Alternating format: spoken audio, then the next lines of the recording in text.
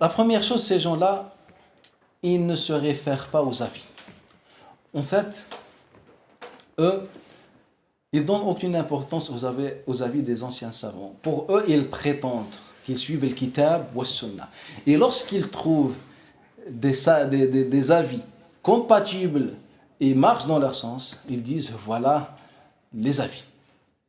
Ça, il faut le comprendre. Al-Wahhabiyya, si tu entends un cheikh wahhabite en train de rapporter un avis, tout simplement pour une simple raison, c'est juste pour convaincre et que la parole marche dans son sens. Et par Allah Ta'ala, si tu lui donnes une parole d'un autre savant qui ne va pas dans son sens, il va te dire non. Il va te dire le kitab wa sunnah. Ce sont des hypocrites dans la da'wah et dans la fatwa. Ils ne sont pas honnêtes. Quand je dis je suis les savants des autres, je suis les savants des autres. Mais pas quand il m'arrange, je suis, et quand il ne m'arrange pas, je ne suis pas. Ça, c'est la première chose. La deuxième chose, ça, il est très très important pour surtout ceux qui prennent soin de la science, de comprendre. L'imam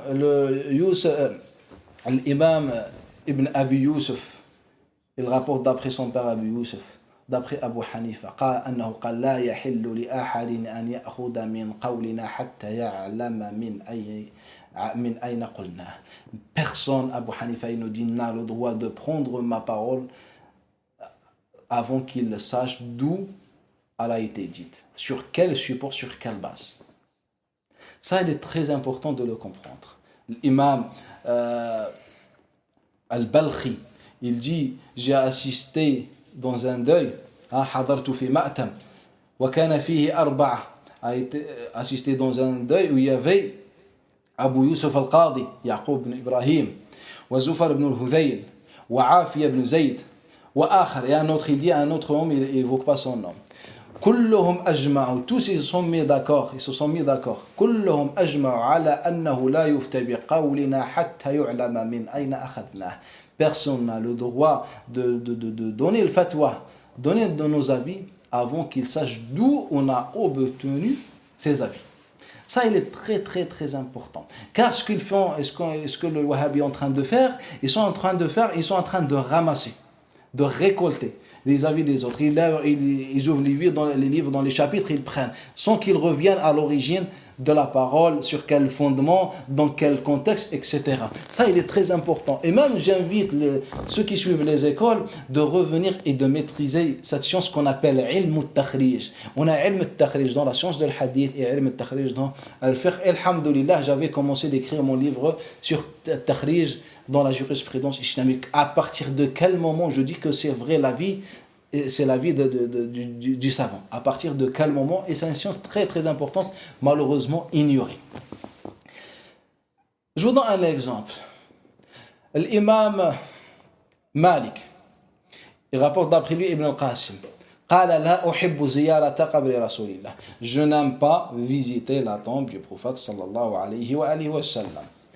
Ibn Taymiyyah talaqafa hadha al-kalama talaqqufa. Ibn Taymiyyah a pris cette parole et puis les autres derrière lui en disant que Ibn Malik a déconseillé de visiter la tombe du prophète sallallahu alayhi wa sallam.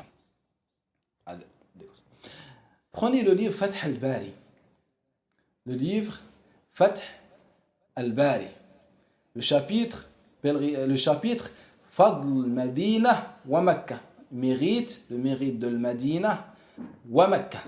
Et vous allez trouver ce que je vais dire, Inch'Allah. C'est pas que lui, c'est juste le livre le plus proche et bien plus crédible surtout chez beaucoup de monde. Ibn al-Qasim, il nous explique, il nous dit, Imam Malik a dit cela. Pourquoi? Il n'a pas donné une fatwa à l'imam Malik. La première chose, ce n'est pas une fatwa. La deuxième chose, il ne parlait pas de visiter réellement la tombe du prophète. Vous allez me dire pourquoi, ou bien comment ça. C'est tout simplement. En fait, Malik, il parlait des paroles déconseillées. On a certaines paroles qui sont déconseillées. Parmi les paroles déconseillées dans l'école malikite et qui doivent être déconseillées dans toutes les écoles, selon leur fondement, de dire j'ai visité ou bien j'ai rendu visite à la tombe du prophète sallam. Pourquoi? Car le mot visiter dans la langue arabe, il inclut dans son sens un avantage. Quand je dis j'ai visité, c'est-à-dire j'ai un avantage. Je t'ai rendu visite. C'est-à-dire, d'une façon, je suis plus élevé. Je t'ai rendu un service. J'ai un avantage sur toi. C'est moi qui a fait. Et ça, c'est un manque de respect envers le prophète sallallahu alayhi wa sallam. Donc, parmi les paroles des conseillers en islam, akrahu ziyarata qabri rasulillah. Et personne n'a le droit de dire ou bien de mettre dans la tête qu'il est en train de visiter. Non, on va chez le prophète sallallahu alayhi wa sallam avec soumission. C'est ce qu'il a dit, l'imam Qadi Iyad, Abdurrahman ibn Qasim, etc. Ibn Qasim, c'est son élève. Le Qadi Iyad, c'est un malikite, un grand, parmi les fondateurs de la science de l'hadith. Dans son livre Al-Ilma, et il était malikite, etc. Il nous rapporte aussi la parole de Ibn Abd al-Bar. Donc les grands savants qui ont pris soin d'étudier l'imam Malik et sa personnalité, ils nous ont dit tout simplement, ils ne parlaient ni de la visite, ni de la tombe du prophète sallallahu alayhi wa sallam, ni donner le fatwa. Il était en train de parler sur les paroles des conseillers, de dire je visite la tombe du prophète sallallahu alayhi wa sallam. Non, tu dois dire je vais vers la tombe avec soumission. Donc, pourquoi on est arrivé à un point où on entend des gens qui disent que le Taymiyyah ou bien que le Malik a déconseillé ceci. Tout simplement, on ne comprend pas.